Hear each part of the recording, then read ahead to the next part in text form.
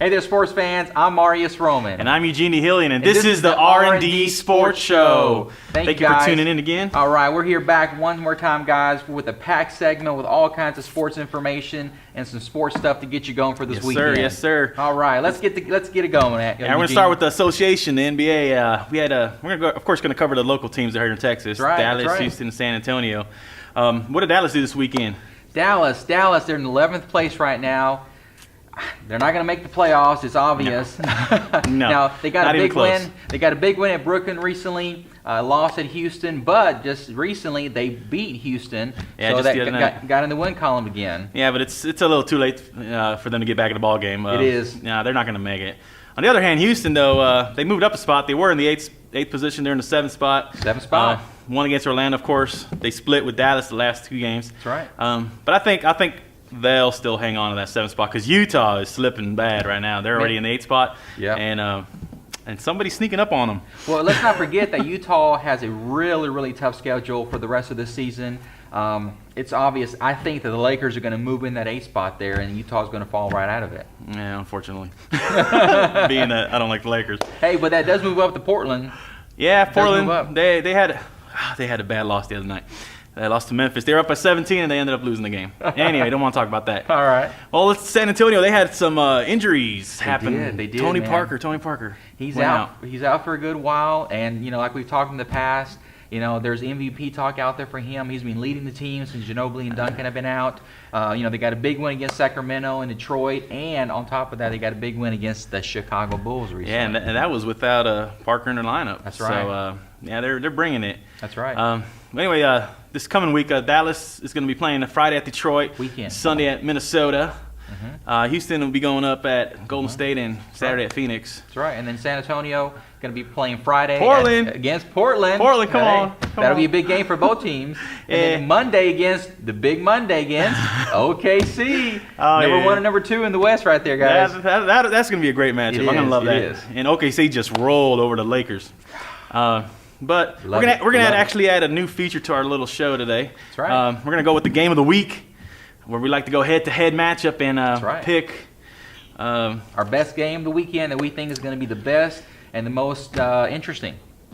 So what do we got? What do we got this weekend? Indiana versus Miami. The Pacers at Miami. At Miami, that's right. Not a big Miami fan, as everybody probably knows by now, but they will win this one at home. I don't know, Eugene. They will win this one at home. Hey, guys, my opinion here, out of the top East teams out there, you got New York Knicks, you got the Boston Celtics, you also got the Indiana Pacers, like I mentioned. I think that when it comes to playoff time, 5-7 games, the Indiana Pacers have the best chance. They're physical, guys. That's the best way to play against Miami. Physical, push them out, rebound. Roy Hibbert, David West.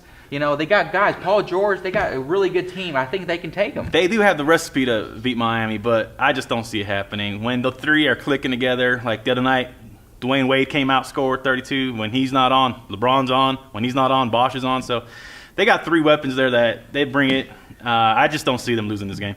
Streak gonna be over this weekend. We'll see. Guys. We'll see. Hey, talk about that streak though. That's a pretty impressive streak. 16 wins in a row so far, but then you got the Blackhawks streak too.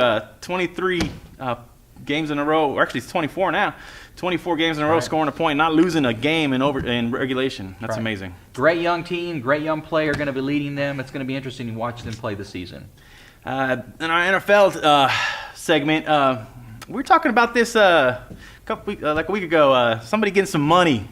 Joe Flacco finally got paid. That's right. Got a $120 million contract over 6 years. That's right. $120.6 million. $6 million guaranteed in the first 3 years. It's roughly about $20.1 million per year. It's a lot of money. 52 of it guaranteed up front. That's right. But like we were talking about earlier, between ourselves, in his third year, he's going to supposedly get paid $29 million a year. Right. They're not going to pay him that. They're probably going to restructure that contract.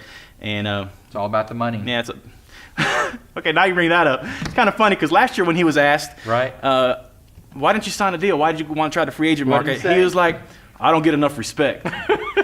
And when they asked him last week, what did he say? It's not about the money. Right.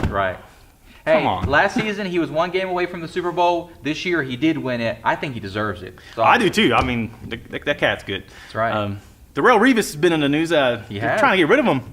They are, I'm man. like, why would the best cornerback in the league, they're trying to get rid of him? Hey, he had an injury last year, an Achilles injury that's holding him back. Not many people know how he's going to, play this upcoming year. Yeah, so but this is the right timing. This is the right time. Yeah, I guess you could look at it that way. But come on, the number one cornerback in the league.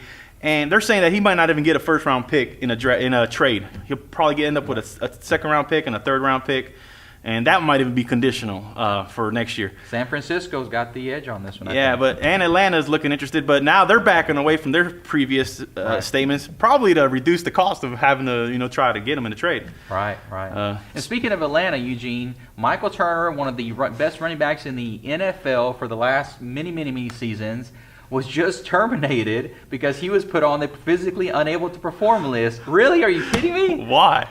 He couldn't pass his freaking physical. Really? Couldn't pass a physical. Come on, a running back can't pass a physical. You got to get cut. Hey, if he gets back into it, Jerry Jones, give him a call.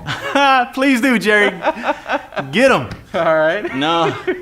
Being that I'm not too big of a Cowboy fan, sign him. It'll go right in line with the rest of the decisions you've made these last few years.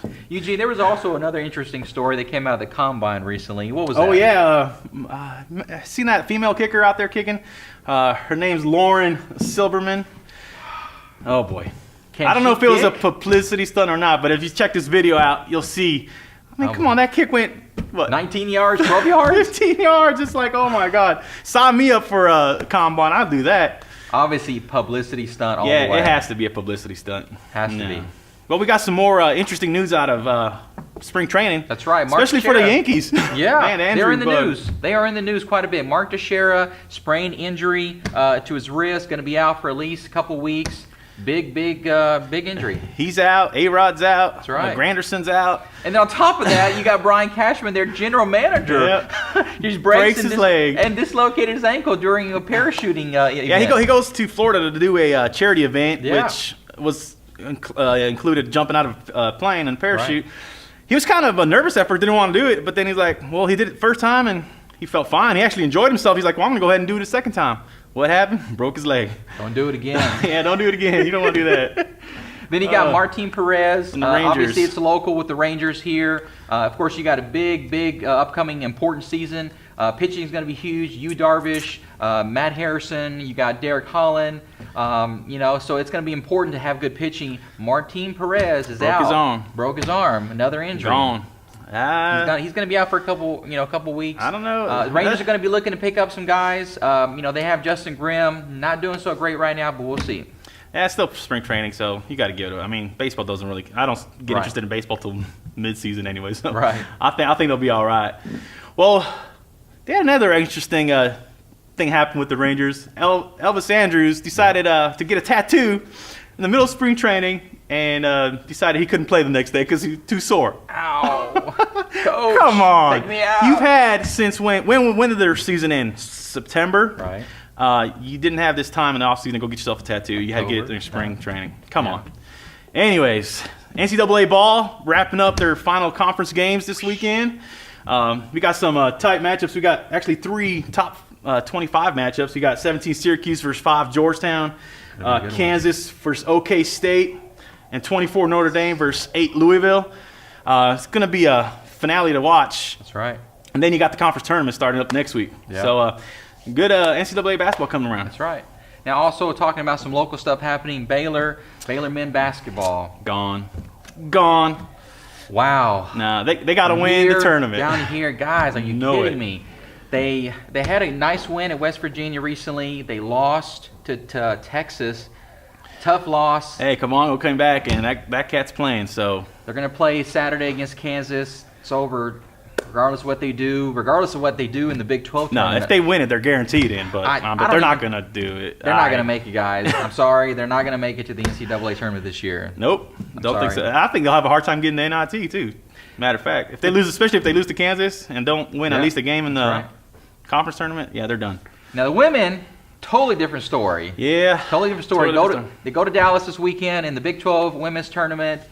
They're going to run the tables. A lot of Baylor fans be going up to Dallas since it's being so close this year. That's right. The tickets are selling out from what I hear. Going to see Brittany Griner. Had a big game recently, so they're going to follow her. You know they're going to be guaranteed to be a number 1 seed, and they'll be hosting a couple of games here. That's right. In Waco. So that's right. Then you got men's baseball. They won 2 recently against Louisiana Tech at the Baylor Ballpark. They're always coming from behind this year. They got a knack from coming from behind. They were down 4-3 in the bottom of the 9th, came back 5-4. That's right. They're going to play Illinois in a 3-game set here at Baylor Ballpark this weekend. Then you got the women's softball team on a roll. Yeah, they're just won the last 3 games recently, and then they're going to play Purdue on a 3-game set this weekend. Yeah, well, they're looking to get Canyon back, so she's an ace, and that's right. She'll be steamrolling them. Well, MCC sports, we got the Highlassies and the Highlanders both made it to the Region 5 tournament, basketball, but the Highlassies unfortunately lost to New Mexico. Tough loss. Yeah, 67-54, but New Mexico was a great team. MCC did have a great finish to the season, finished, I believe, 7-0 to finish out the season in their regular season, so that's right. Good job on that. The men haven't played yet, but they're playing New Mexico as well, so good luck to the guys. Hopefully they come out with a W. And the Highlassie softball, they split their doubleheader on Wednesday against Ranger. Ranger's one of those teams that you need to beat. So it was a tough loss. First game 2-1. But they did come out in the second game and ruled them 8-0 in the second game. So at least they had some grit in them, and they came out and beat them the second time. They got a doubleheader this Saturday. It looks like the rain's going to push the start time to 11 against Hill College. And then they're going to finish this current homestand next Wednesday against Vernon. Looks like it's going to be a Thursday matchup. The baseball team looks like they're going to have a tough go this weekend. They just lost a doubleheader to Cisco, and they will face Cisco to finish off that 4-game series at Cisco on Saturday. Guys, go out and support your local teams in the Waco area. They need your support right now. Yes, sir. And we also want to thank Johnny's Office Systems for their support in our show. We appreciate them. Thank you. Office technology equipment provider here in the Central Texas area, Waco, Temple, and Killeen. Call your local provider here or your local consultant, 254-424-1042. They can help you with many things from printers, copiers, scanners, fax machines, and all kinds of other things. Yeah. As far as for us, I'm Marius Roman. And I'm Eugene Hillian. And this has been R&D Sports Show. Thank Appreciate you guys. it. Peace out.